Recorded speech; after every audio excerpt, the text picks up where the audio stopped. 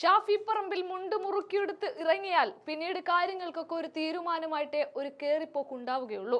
ഇന്നിപ്പോൾ കോൺഗ്രസിലെ യുവ നേതാക്കന്മാരെയൊക്കെ സ്ത്രീ വിഷയത്തിൽപ്പെടുത്തി വീട്ടിലിരുത്തിയിട്ട് കോൺഗ്രസിലെ മുതിർന്ന നേതാക്കളെ തമ്മിൽ തല്ലിച്ച് അതിനിടയിൽ കൂടി വെള്ളാപ്പള്ളിയെയും സുകുമാരനാരെയും ജോസ് കെ മാണിയെയും ഒക്കെ കൂടെ കൂട്ടി ഭക്തിയുടെ നിറവിൽ കുറച്ച് വോട്ട് പെട്ടികയാക്കാനായിരുന്നു പിണറായി വിജയന്റെ തന്ത്രത്തിന്റെ കുതന്ത്രം. എന്നാൽ അവിടെയാണ് കോൺഗ്രസ് ഒന്നൊന്നര കോട്ട കെട്ടുന്നത്. ഒന്നാമത്തെ കാര്യം, ആഗോള അയ്യപ്പ സംഗമത്തെ പൊളിച്ച് കയ്യിൽ കൊടുത്തു. തൊട്ടു പിന്നാലെ വന്ന ശബരിമല സ്വർണം തട്ടിയെടുക്കലിനെയൊക്കെ മുന്നിൽ നിർത്തിക്കൊണ്ട് കോൺഗ്രസ് ഇനി വലിയ പ്രതിഷേധ സമരങ്ങളിലേക്ക് കടക്കുമ്പോഴാണ് ഷാഫി പറമ്പിൽ രണ്ടും കൽപ്പിച്ച് ആരോഗ്യമന്ത്രിയെ പൊളിച്ചടുക്കി ഇല്ലാതാക്കുന്നത്. കഴിഞ്ഞ 10 വർഷം കൊണ്ട് സാധാരണക്കാരായവർക്ക് ഒരു മരുന്നിനുള്ള ഒരു വക പോലുമില്ല.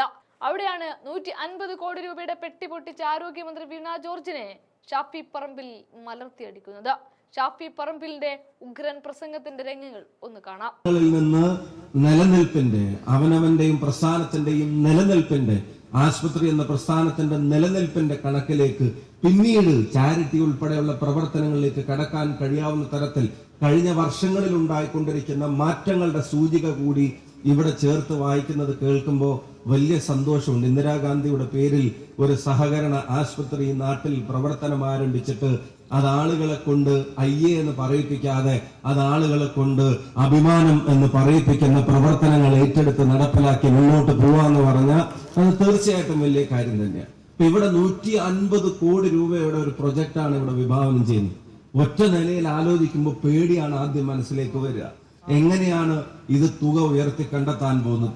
എങ്ങനെയാണ് ഇത്രയും വലിയ തുകയിലേക്ക് നമ്മുടെ ഹോസ്പിറ്റലിൽ കടന്നു ചെല്ലാൻ പോകുന്നത് എന്നുള്ള ഭയമാണ് ആദ്യം കടന്നു വരിക. പക്ഷെ ആ ഭയത്തെ തീരെ ഇല്ലാതാക്കുന്ന തരത്തിലേക്കാണ് നിങ്ങളുടെ സാന്നിധ്യം ഈ ചടങ്ങിനെ മാറ്റിയിരിക്കുന്നത്.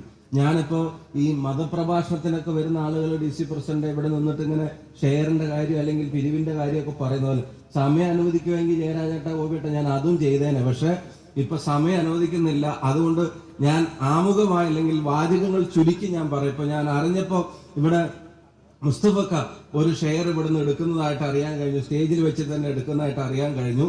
വാസുവേട്ട മുമ്പിൽ തന്നെ ഇരിക്കുന്നുണ്ട്. എന്തെങ്കിലുമൊക്കെ ചെയ്യുമെന്നുള്ള കാര്യത്തിൽ എനിക്ക് ഉറപ്പുണ്ട്. ഞാൻ വാസുവേട്ടനോടൊക്കെ പറയുന്നത് അതിഥിയായിട്ടല്ല, ഇതിന്റെ ഭാഗമായി തന്നെ തുടർന്നുള്ള പ്രവർത്തനങ്ങളിൽ വാസുവേട്ടനെ പോലുള്ള ആളുകളുടെ സേവനം ഉപയോഗപ്പെടുത്തണം എന്നാണ് എൻ്റെ ഒരു അഭിപ്രായം. അത് മാത്രമല്ല, സമയം കിട്ടിയായിരുന്നെങ്കിൽ ഞാൻ ഓരോരുത്തരെയും പേര് വിളിച്ചിട്ടല്ലേ കടലാസ് എഴുതി മേടിച്ചിട്ടോ ഷെയർ പറയിപ്പിച്ചേനെ. പക്ഷെ ഇത് അവരെ പറഞ്ഞ് ഇപ്പൊ നേരത്തെ ശ്രീ ബെന്നി ജോസഫ് പറഞ്ഞതിന്റെ അവസാനത്തിൽ കോർപ്പറേറ്റുകൾക്ക് മുമ്പിൽ പിടിച്ചു നിൽക്കാൻ സാധാരണക്കാരന് കഴിയാതെ വരുന്ന ഒരു ഘട്ടത്തിൽ ആ ആശുപത്രികൾ വേണ്ട എന്നുള്ള അഭിപ്രായം എനിക്കില്ല. പിന്നെ മെഡിക്കൽ രംഗത്ത് സ്വകാര്യ ഇൻവെസ്റ്റ്മെന്റ് വേണ്ട എന്നുള്ള അഭിപ്രായം ഒട്ടുമില്ലാത്ത ഒരാളാണ് ഞാൻ. അതെല്ലാം കൂടെ ചേരുമ്പോഴേ ഇത് മുന്നോട്ട് പോവുള്ളൂ. അങ്ങനെ അവിടെ അഫോർഡബിൾ അല്ലാതെ നിൽക്കുന്ന ആളുകൾക്ക്, അതിന് കഴിയാതെ പോകുന്ന ആളുകൾക്ക് ചികിത്സയുടെ അനിവാര്യതയുടെ മുമ്പിൽ പകച്ചു നിൽക്കുമ്പോ അവിടെ കോർപ്പറേറ്റ് ഇല്ലെങ്കിലും അവിടെ കോപ്പറേറ്റീവ് ഉണ്ട് എന്നുള്ള സന്ദേശം ഇന്ദിരാഗാന്ധി ഉൾപ്പെടെയുള്ള സഹകരണ ആശുപത്രികൾ നൽകുമ്പോൾ അതിനോട് കോപ്പറേറ്റ് ചെയ്യാനും കൂടെ എല്ലാരും കൂടെ തയ്യാറാവുന്ന ഒരു സമയം ഇനിയുള്ള ദിവസങ്ങളിൽ ഉണ്ടാവട്ടെ. എന്നാലേ ഇത് 150 കോടിയിലേക്ക് എത്തുള്ളൂ. അങ്ങനെ എത്തിയാലേ ഇപ്പൊ തറക്കല്ലിട്ടത് ഇതുപോലൊരു കെട്ടിടമായി മാറുകയുള്ളൂ. അങ്ങനെ മാറിയാലേ അത് സിമെന്റിനും വാതിലിനും ബ്ലോക്കിലും ജനലിനും അപ്പുറത്തേക്ക് വേദന കൊണ്ടുവരുന്നവർ. ഇപ്പൊ എന്നോട് സുധാരേട്ടൻ പറയായിരുന്നു, വെല്ലൂർ ഹോസ്പിറ്റലിലൊക്കെ കാര്യം പറഞ്ഞിട്ട് പറയാൻ എത്ര ജീവൻ രക്ഷിച്ചതിന്റെ കഥയാണ് ഇത്തരം കെട്ടിടങ്ങൾക്ക് പറയാനുള്ളത്. ജീവനും ജീവിതവും രക്ഷിച്ചവരുടെ കഥയാണ്. അങ്ങനെയുള്ള ഗാഥകൾ ഇവിടെ രചിക്കണമെങ്കിൽ ഈ സഹകരണം കൂടിയേ തീരും. അതുകൊണ്ട് ഇപ്പോ മനസ്സിൽ ആലോചിക്കാത്തവർ ഷെയറിന്റെ കാര്യം മനസ്സിൽ ആലോചിക്കണം. ഇപ്പൊ മനസ്സിൽ ആലോചിച്ചവർ അത് കുറച്ചും കൂടെ കൂട്ടാനുള്ള തീരുമാനം എടുക്കണം. ഇപ്പൊ ഒരാലോചന സുഹൃത്തുക്കളോട് പറയാത്തവർ അവരോടും കൂടെ പറഞ്ഞ് കുറച്ച് ഷെയർ ഇന്ദിരാഗാന്ധി ഹോസ്പിറ്റലിന് വേണ്ടി പിടിച്ചു തരണം എന്നും കൂടെ പറയണം. എന്നിട്ട് ഇവിടെ കൊണ്ടുകൊടുക്കുമ്പോ സ്വകാര്യമായിട്ട് പറയണം, ഞാൻ MP കൂടി പറഞ്ഞുകൊണ്ടാണ് ഞങ്ങൾ കൊടുക്കുന്നിട്ടുള്ളൊരു വാക്ക് നിങ്ങളും കൂടെ പറയണം എന്ന് സാന്ദർഭികമായിട്ട് സൂചിപ്പിക്കാൻ ആഗ്രഹിക്കുക. ഞാനും കൂടും അക്കാര്യത്തിൽ. ഇന്ന് ഷെയർ പിരിക്കാൻ ഇത് മുന്നോട്ട് വരാനുള്ള കാര്യത്തിൽ എന്നെ കൊണ്ടാവും ഇത് ഞാനും കൂടെ കൂടും എന്നുള്ളതിനും സാന്ദർഭികമായിട്ട് സൂചിപ്പിക്കാൻ ആഗ്രഹിക്കുന്നു. ഒപ്പം പറഞ്ഞു വെച്ചതിൽ ഏറ്റവും പ്രധാനപ്പെട്ട മറ്റൊരു കാര്യം, 492 പേർക്ക് ഈ പ്രസ്ഥാനം തൊഴിൽ കൊടുക്കുന്നു എന്നുള്ളതാണ്. ഡോക്ടേഴ്സ് 65 ഡോക്ടർമാർ ഉൾപ്പെടെ പാരാമെഡിക്കൽ സ്റ്റാഫ് ഉൾപ്പെടെയുള്ള ഡോക്ടർമാർക്ക് പുറമെ 492 പേർക്ക് തൊഴിൽ കൊടുക്കുന്നു എന്നുള്ളതാണ്. അപ്പൊ നാട്ടിലൊരു സ്ഥാപനം വരുമ്പോ അതിനൊരു വളർച്ച ഉണ്ടാകുമ്പോൾ അത് ഭരണസമിതിക്കും ഡയറക്ടർമാർക്കും അതിനെ കൊണ്ടു നടക്കുന്നവർക്കും അങ്ങനെ അവരുടെ സ്വകാര്യതയിലേക്കുള്ള ഗുണങ്ങളുടെ പട്ടികയിലേക്കല്ല അത് പോകുന്നത്. ഒരുപാട് കുടുംബങ്ങളെ താങ്ങി നിർത്തുക. ഈ 492 പേർക്കും ഞാൻ ഹൃദയം നിറഞ്ഞ നന്ദിയും അഭിനന്ദനവും അറിയിക്കുന്നു. നിങ്ങളുടെ അധ്വാനത്തെ, നിങ്ങളുടെ കഠിനാധ്വാനം കൂടിയാണ് ഈ ഹോസ്പിറ്റലിനെ. ഞാൻ സുധാരട്ടെ ഇവരുടെ വാർഷികാഘോഷ പരിപാടിയിൽ ഞാൻ പങ്കെടുത്തിരുന്നു. സാജുവേട്ടൻ്റെ ഒക്കെ ഡാൻസ് കണ്ടിട്ട് എൻ്റെ കിളി പോയി, അതിൻ്റെ വീഡിയോയും സാധനവും കണ്ടു. അപ്പൊ ഇവരുടെ ആഘോഷ പരിപാടികൾ ഡോക്ടേഴ്സും ടീമും എല്ലാവരും ഒരു തരത്തിലുള്ള വ്യത്യാസങ്ങളും ഇല്ലാതെ, നേരത്തെ ഇവിടെ സൂചിപ്പിച്ചതുപോലെ ചേച്ചി പിന്നെ കീമോ എന്താ കഴിഞ്ഞെന്ന് പറഞ്ഞു, അത് വാക്കുകൾക്കൊന്നും ഒരു കുറവും കീമോക്ക് വരുത്താൻ പറ്റൂല എന്നുള്ളത് ചേച്ചിയുടെ അനൗൺസ്മെന്റ് കോമ്പയറിംഗ് കൂടെ തെളിയിക്കുന്നുണ്ട്. ഇന്ദിരാഗാന്ധി ഇതിനെ കുടുംബം എന്ന് വിശേഷിപ്പിച്ചത് ശരിയാണെന്നുള്ളത് അന്നത്തെ ദിവസം ഞാൻ കണ്ടതാണ്. നിങ്ങൾ അതുപോലെ ഒരുമിച്ച് ചേർന്നായിരുന്നു ഈ കാര്യങ്ങൾ മുന്നോട്ട് നയിച്ചത്. ഇത് ഈ നാടിന് ഗുണകരമായിട്ടുള്ളൊരു കുടുംബമാണ്. ആ 492 പേർക്കും ഡോക്ടേഴ്സിനും അവർ കൊടുക്കുന്ന എല്ലാ കമ്മിറ്റ്മെന്റിനും അവരുടെ സേവന പ്രവർത്തനങ്ങൾക്ക് നന്ദി അറിയിക്കുന്നു.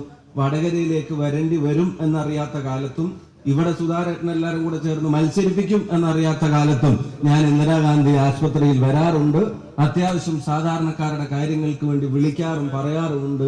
അതിന്റെ ശേഷമാണ് പിന്നെ മുപ്പര് ചിരിക്കുക, അതിന്റെ ശേഷമാണ് പിന്നെ ഇങ്ങനെ ഒരു അവസരത്തിലേക്ക് കാര്യങ്ങൾ വന്നത്. ഇപ്പോ അഭിമാനത്തോടു കൂടി പറയുന്നു, ഈ കോൺസ്റ്റിറ്റ്യുവൻസിയുടെ ഭാഗം കൂടിയാണ് ഇന്ദിരാഗാന്ധി ആശുപത്രി എന്നുള്ളതും അഭിമാനത്തോടെ സൂചിപ്പിച്ചുകൊണ്ട് വേദിയിൽ നിരവധിയായിട്ടുള്ള ഡയറക്ടേഴ്സ്, പ്രഗത്ഭന്മാരായിട്ടുള്ള സഹപ്രവർത്തകർ, ഇതിന് മുന്നോട്ട് കൊണ്ട് നടക്കുന്നവർ, പ്രിയപ്പെട്ട ഡോക്ടർ നദീം അബൂട്ടി ഉൾപ്പെടെയുള്ള, അതുപോലെ തന്നെ ദീപു മാവില ഉൾപ്പെടെയുള്ള ആളുകൾ, നമ്മുടെ medical superintendent doctor Ranjith Ramakrishnan, അതുപോലെ തന്നെ വേദിയിലുള്ള നമ്മുടെ ഡയറക്ടർമാർ, ബഹുമാന്യരായ നേതാക്കന്മാർ, സഹപ്രവർത്തകർ, അഭ്യുദയകാംക്ഷികൾ, മാധ്യമ പ്രവർത്തകർ, നാട്ടുകാർ, സ്റ്റാഫ്, കുടുംബത്തിലേക്ക് എല്ലാവർക്കും ഒരിക്കൽ കൂടി സ്നേഹാശംസകൾ.